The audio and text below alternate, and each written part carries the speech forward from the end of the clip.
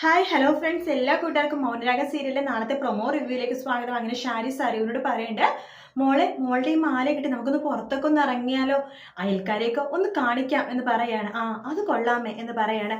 അതിനുശേഷം ഷാരി സരയുനെയും കൂട്ടിക്കൊണ്ട് പുറത്തേക്ക് ഇറങ്ങുന്നുണ്ട്. ആ സമയം തന്നെ കല്യാണി താനിനെയും കൂട്ടിക്കൊണ്ട് പുറത്തേക്ക് ഇറങ്ങുവാണ് ആ മാല ഇട്ടേക്കണ കാണിക്കാൻ വേണ്ടിയിട്ട്.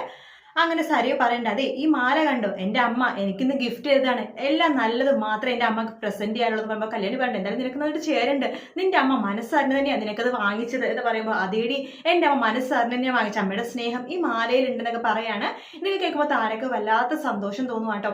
സേനം പറയുന്നുണ്ട്, രൂപയെടുത്ത് സ്വത്തുക്കൾക്കും പണത്തിനും വേണ്ടിയിട്ടാണ് ആൾക്കാർ അടിപിടി കൂടുന്നത്, ഇനി അതൊന്നും എല്ലാം ഉണ്ട്, സമാധാനമായിട്ട് ഇരിക്കുമ്പോഴോ രോഗങ്ങൾ വില്ലന്മാരായിട്ട് വരും, അങ്ങനെ സമാധാനം കെടുത്താൻ വേണ്ടി ജീവിതത്തിൽ എന്തെങ്കിലുമൊക്കെ ഒരു സംഭവം ഉണ്ടാവും രൂപേ എന്ന് പറയുന്നുണ്ട്.